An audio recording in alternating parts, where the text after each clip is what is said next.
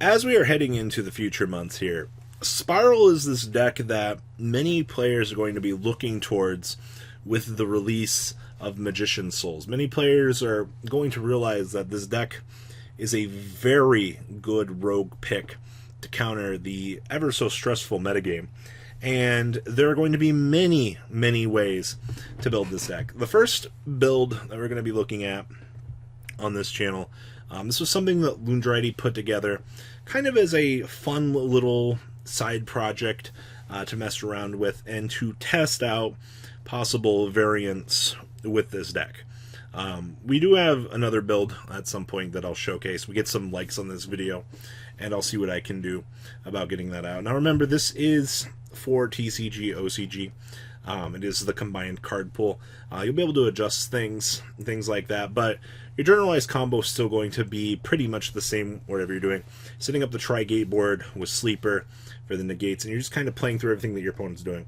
Magician's Souls gives this deck another layer of playability, because now, to special summon this, you get to just send a level 6 or higher spellcaster from your deck to your hand, or from your deck to the graveyard. So, Schmaster Plan, able to be dropped immediately, and then you can send 2 spells and traps from your hand and or field to the graveyard to draw the same number of cards. So basically, we're also using this as a plan to, you know, all those missions that you add to your hand off of Master Plan. You just drop these in the graveyard, get some advantage off of it, and you just start punishing your opponent because they don't have an immediate way to out what you are setting up. So, shout out to Spyral ending up being a relevant deck. So this is a nice little spin on what we've known and loved about this deck. So we have one copy of Armageddon Knight, standard starter. You use this to drop a piece in the graveyard, dropping Mali or something like that, so that you can climb up your warrior ladder. Brilliant. I actually like this. Have more starters, or you can drop Zephyros. Depending where you're at in your combo, you can add back the field spell back to your hand, which continue on with your day. Then we have one copy of Mothman. Quite honestly, I've considered wanting to possibly see about more in this deck. One thing that you do have to understand with this is it is an extender for the discard effect, and that can be important at steps in the combo. You'd be surprised how often you're going to come up with needing an additional discard outlet for your deck. Then we have 2 copies of Nessie, 2 copies of Jackalope, and 2 copies of Tsuchinoko. All very stable. You can't get around playing these, unfortunately. Then we have the 1 copy of Dark Grapher. Alright, the whole first row is very standard. We have triple copies of Malicious. We are looking to abuse Isolde and the Warrior Engine. One thing that you do have to understand with this deck, though, is you can dead draw, but 95% of the time your hand should repair itself, and you shouldn't be in a bad position per se because of what you've opened. Multiple Mallies can mean death, but it shouldn't be that terrible. We have 1 Destrudo, and then we have a mini Empowerment Engine, which is just the 1 Dragonox. You don't want to play more than this. Yes, the field spell is great for this deck, but once again, past like turn 1, turn 2, this isn't that great. We have 2 copies of Junk Forward for combo extenders, and then triple copies of Magician's Souls. If you're playing less than 3 Magician's Souls in your Spyral deck, you're going to deserve to lose every single game. Now, we're also playing the triple copies of Neospace Connector. I cannot stress how valuable this card is in this deck. It is a combo starter. You literally connect her into Aqua Dolphin to rip a card out of your opponent's hand. So if you start your combo, your opponent doesn't have a hand trap. Since DD Crow is kind of popular at this point, you can just rip the crow out of your opponent's hand, because there's no they can't crow for any real value here. So very important to understand that. And then we play triple copies of this little guy, Parallel Exceed. So if summoned by the effect of Parallel Exceed, this card's level becomes 4. Also, its original attack and defense become half. So, if you link summon while this card is in your hand, you can special summon this card to your zone that link monster points to. And if this card is normal or special summon, you can special summon 1 Parallel Exceed from your deck. So I can trigger both effects. So as long as I perform a Link summon this turn, I get to go ahead and beam out this guy to a Link zone, and I get to summon another Parallel Exceed from my deck as well. Anybody say free value for this? Now this card can be easily replaced in the future. The thing that we're looking at for this, though, is it is an extender, which is something that you want for this deck. And if you are looking at this and you're like, do I really want to play Parallel Exceed? You don't have to, but that was the gimmick of this deck when it was built. And then we have 1 Drones, 1 Last Resort, 1 Master Plan, 1 Quick Fix, 1 Sleeper, and 2 Super Agent. That wraps up your small Spyral engine. There's no tough. You don't have to go to the Salty Splatoon and try to be, cool.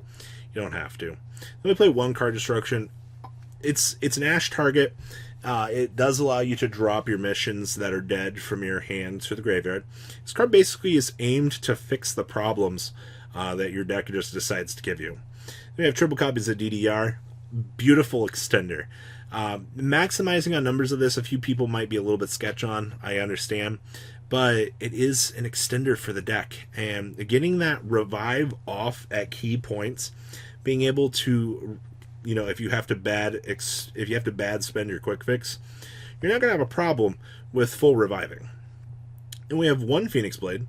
And then we have the triple copies of Empowerment. As I mentioned earlier, it's another Warrior engine. It's a free discard to get your 1 brick out of the deck. I do understand that if you hard draw this, it's not the best, but it's okay. It's an additional field spell that we can abuse.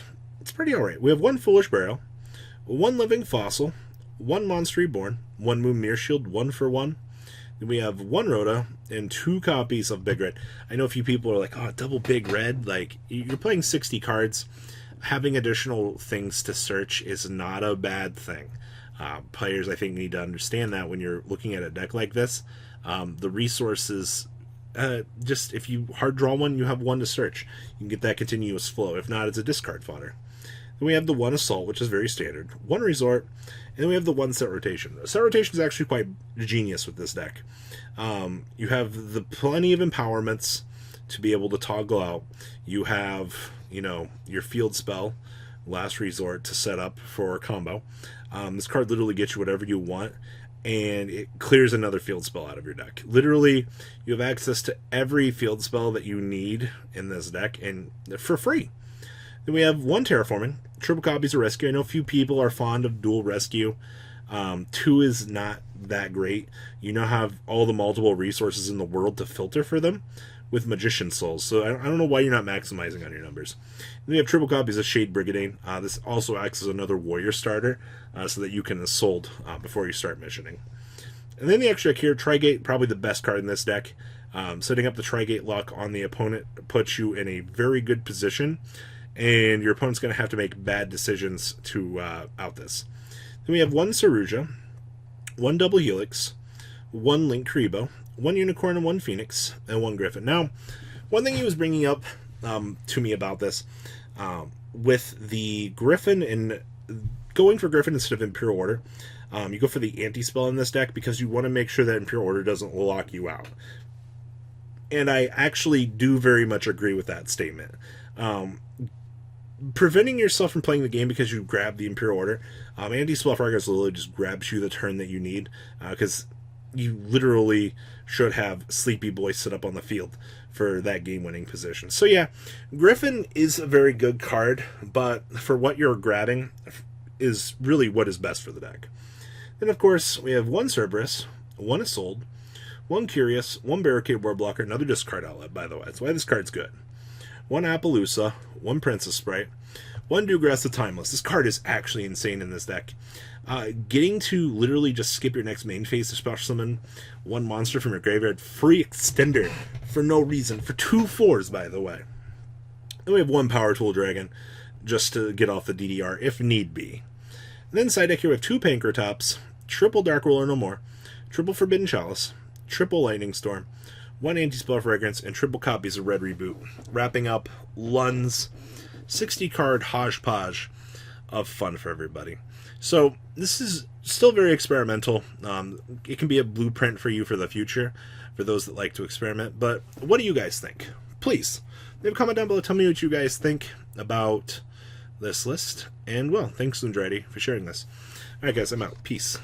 The ride never truly ends. Thank you, patrons, for helping support the channel. Without you guys, I don't know if I'd still be doing this. And for those of you that like Cardfight Vanguard, FanCool40 is here for all your content needs. And those of you asking if I sell cards, mcoolgames.com for all your trading card game needs. Check the description for more interesting info. Thanks for watching, guys.